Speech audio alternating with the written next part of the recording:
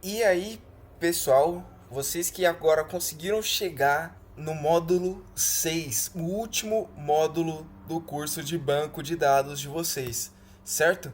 Vocês devem estar bem animados, chegaram bem longe, já estão vendo a luz no final do túnel. E, bom, eu vou iniciar com vocês e trabalhar esse módulo 6. Eu me chamo André e agora, a primeira aula do módulo 6, a aula 19, a gente vai fazer uma identificação do problema. Aí agora vocês devem estar se perguntando qual problema que a gente vai falar. A gente vai falar do problema do Livraria e CIA. Vocês estão lembrados dela? A gente falou dela lá no módulo 2 com a Lívia. E no módulo 2 ela apresentou alguns problemas. Vocês devem lembrar eles, alguns não devem lembrar. E eu tô nessa parte para contextualizar vocês e relembrar para quem não lembra. A livraria ICIA, ela utiliza planilhas para controlar a loja, suas vendas, estoques, cadastros de livros e informações de cliente. E como vocês já devem ter até se tocado no decorrer do curso, isso é um problemaço, ok? Porque sai do controle muitas das vezes em que a loja, a empresa cresce. Não é algo sustentável, certo? E essa abordagem de utilizar planilhas tornou algo muito complexo de fazer e causou diversos problemas, como informações duplicadas, inconsistentes ou até mesmo incompletas. E isso dificulta muito a geração de relatórios, que é extremamente importante no mundo do trabalho, né? Nas empresas, nas lojas. Se você não tem um relatório, você já está na pior. Se você não tem um relatório confiável, você está perdido. Você está perdido. Não tem outra palavra para falar. É algo muito importante, ok? E agora a gente vai falar dos problemas atuais que estão tendo essa loja, a Livraria ICIA. E bom, a loja está tendo um problema de controle de estoque. Por que ela está tendo esse problema? Porque está sendo registrado manualmente na planilha. Isso faz com que sempre fique meio que incorreto e deixa suscetível a falhas, ok? E isso é um problema porque você só vai reparar com o decorrer do tempo, conforme vai se perdendo o controle do estoque, certo? O próximo problema é uma falta de histórico. As compras dos clientes ficam de uma forma que não são muito organizadas, não são muito fáceis de observar, porque a gente sabe muito bem, como foi citado não só no módulo 2 já foi citado, mas nos outros foi trabalhado melhor, que não é possível você ter uma planilha com só essas informações aqui, com só nome, CPF, livro, autora, data, pedido. Não é assim que a banda toca, não é assim que funciona. Fica muito confuso. Fica difícil de você gerar o relatório, fica difícil de você visualizar, fica feio. Tem muitos problemas disso, ok? E bom, tem vendas lentas também, porque às vezes eu vou ter aqui no meu pedido aqui da Alice, a primeiro pedido da Alice, vai estar tal preço, vai estar R$ 50. Aí no pedido mais embaixo, que também é do livro Aprendizados, aqui da Catarina Alves, vai estar R$ 45. Eu sei justificar isso? Eu sei o valor do pedido? Eu não sei o valor do pedido, eu não sei qual que é o valor certo do livro. Isso dificulta a minha venda, torna ela lenta. Que eu preciso confirmar a minha fonte. Eu preciso saber qual que tá certo. Ah, tá 45 porque era desconto? Eu preciso confirmar isso. E você pode até estar pensando, nossa, mas é só você olhar na etiqueta. Tá lá na etiqueta. Primeiro que a pessoa tem que achar algum lugar para colocar essa etiqueta. Ela não tira da cabeça o valor dela. Segundo, que eu não preciso me limitar só na etiqueta. Eu posso ter vendas online. E essa venda online eu também preciso saber o valor dela. E aí também vai ter os relatórios mal feitos, que isso ferra e muito diversas empresas. Porque o relatório, ele é basicamente o seu guia. Ele dá a mãozinha para você e indica o caminho que você tem que seguir. Porque, que nem eu citei para vocês estão na reta final, né? Vocês estão quase no final do túnel. Estão vendo a luz já no final do túnel. Agora a empresa também meio que está nesse túnel, certo? E sem o relatório, ela não vê essa luz. Ela não vê o caminho que ela tem que seguir certo. Ela está indo correto? Ela está comprando os produtos certos? As categorias certas de produto? Ela não sabe. Ela não tem um caminho para seguir. Ela não tem uma bússola ali mostrando, ó, é só você seguir aqui. Ela está às cegas. E o relatório mal feito dificulta muito o gerenciamento de uma empresa, o futuro da empresa. E também outro problema que nós temos é falta de padronização. Por que a falta de padronização é um problema? Porque é bagunçado. Voltando aqui à tabela, a gente vê que tem como diversificar mais, tornar mais organizado, tornar mais fácil, mais legível. E isso dificulta o relatório. Sim, meio que todos os problemas vão afetar o relatório, que é o mais importante.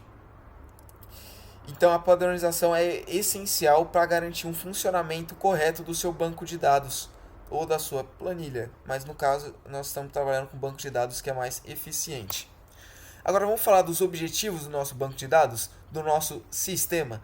O primeiro objetivo é organizar cadastros. Eu preciso ter um controle para centralizar minhas informações, os meus livros, os meus autores, categorias e clientes. E o banco de dados vai facilitar demais essa minha organização. Agora nós temos o automatizar vendas e pedidos. Eu preciso registrar minhas transações de forma rápida e sem erros. Eu não posso, voltando aqui à tabela, criar duas Alice Silva sem querer, porque eu esqueci que eu tinha colocado ela, eu tenho outra aqui embaixo. Isso eu não posso ter, certo? Eu não posso ter essas repetições, eu não posso ter esses erros, eu não posso dar brecha a esses erros. Eu preciso automatizar vendas e pedidos. Eu preciso automatizar muita coisa com um banco de dados. Eu preciso automatizar até meu controle de estoque, certo? Porque imagina, eu vendi o Hobbit, vendi um livro do Hobbit. Aí aqui, vendi por tal preço, tal pessoa comprou, tá aqui o número do fulano.